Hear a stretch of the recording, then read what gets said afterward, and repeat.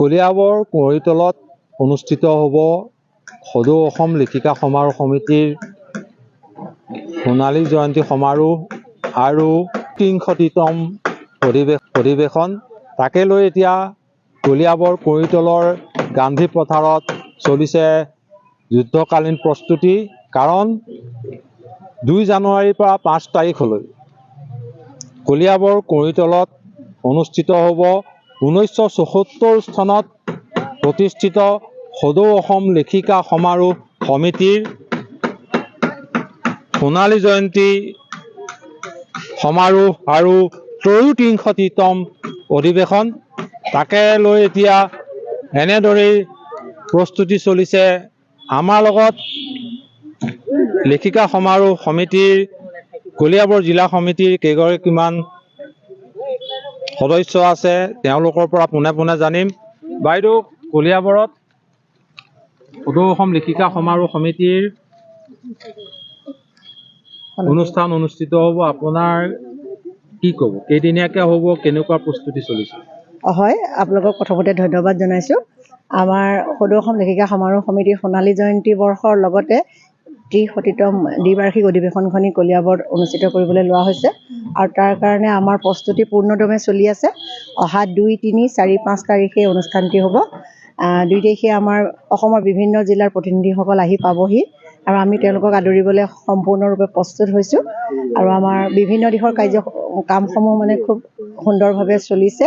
সকলোৰে সহযোগিতাত আমি ভাবিছোঁ অনুষ্ঠানটি সাফল্যমণ্ডিত কৰিবলৈ আমি সক্ষম হ'ম। আৰু এগৰাকী আছে, তেওঁলোকৰ পৰা জানিম। আপোনালোকৰ 4দিনীয়া কাৰ্যসূচীত কি কি অনুষ্ঠান থাকিব? ধন্যবাদ। প্ৰথম দিনা আমাৰ ২ তাৰিখে, সেইদিনাখন আমাৰ বৃক্ষৰোপণ এটা হ'ব। বৃক্ষৰোপণৰ পিছত আমাৰ প্ৰতিনিধি শিবিৰ মুকলি হ'ব। তাৰপিছতে অন্তৰংগ আলাপ হ'ব। তাৰ আগতে আমাৰ পঞ্জীয়ন হ'ব ২ বজাৰ পৰা। অসমৰ বিভিন্ন ঠাইৰ পৰা আমাৰ অতিথিসকল আহিব আৰু সেই পঞ্জীয়ন কৰিয়ে প্ৰতিনিধি শিবিৰখন মুকলি হ'ব। আৰু প্ৰতিনিধি শিবিৰ মুকলিৰ পিছতে আমাৰ অন্তৰংগ আলাপ হ'ব আৰু সেইদিনাখনৰ কাৰ্যসূচী সিমানেই। ৩ তাৰিখে আমাৰ হ'ল প্ৰথমে আমাৰ গ্ৰন্থ উন্মোচনৰ দ্বাৰ মুকলি, প্ৰদৰ্শনী দ্বাৰ মুকলি, সম্পূৰ্ণ দ্বাৰসমূহ সেইদিনাখন মুকলি হ'ব। মুকলি হৈ আমাৰ বিভিন্ন আলোচনা সভা আৰম্ভ হ'ব।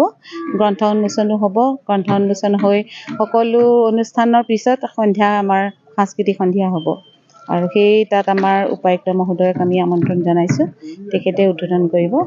আৰু ৫ তাৰিখে ই-বুক বুলি কয়, যিটো ডিজিটেল আছে, সেই ডিজিটেল বুকখিনি আমাৰ সেইদিনা উন্মোচন হ'ব। যি বিভিন্ন ঠাইৰ আমাৰ কলিয়াবৰো বহুত আছে, গতিকে কলিয়াবৰো কিতাপসমূহ আছে, সেই কিতাপসমূহ আমাৰ এই ডিজিটেলত উন্মোচন হ'ব। আপোনালোকৰ ইয়াত কেইখন গ্ৰন্থ উন্মোচন হ'ব আৰু কোন কোন বিশিষ্ট ব্যক্তিয়ে অংশগ্ৰহণ কৰিব? আমাৰ ডিজিটেল যিখন বুক, তাতো 1100 বুক হ'ব, তাত থাকিব। সেইখন বুক আমাৰ ঝাৰখণ্ডৰ ৰাজ্যপালে কৰিব। তাৰপিছত আৰু আমাৰ যিখিনি লোকেল হ'ব গ্ৰন্থ, সেইখিনি উন্মোচন হ'ব। আমাৰ এইবাৰ টাৰ্গেট আছে ৩০০০ গ্ৰন্থ উন্মোচন হোৱাৰ কথা আছিল, গতিকে প্ৰায় ২০০০ মানেই হ'ব গ্ৰন্থ উন্মোচন। এনেদৰে দেখা গৈছে সদৌ অসম লেখিকা সমাৰোহ সমিতিৰ সোণালী জয়ন্তী সমাৰোহ আৰু ৩০তম দ্বিবাৰ্ষিক অধিৱেশনখন কলিয়াবৰ কুঁৱৰীতলৰ গান্ধী মৈদানত অনুষ্ঠিত হ'ব 4দিনীয়া কাৰ্যসূচীৰে। তাকে লৈ এতিয়া সকলো ব্যস্ত হৈ পৰিছে। সেই অধিৱেশনখন কলিয়াবৰ কুঁৱৰীতলৰ গান্ধী মৈদানত অনুষ্ঠিত হ'ব 4দিনীয়া কাৰ্যসূচীৰে। তাকে লৈ এতিয়া সকলো ব্যস্ত হৈ পৰিছে।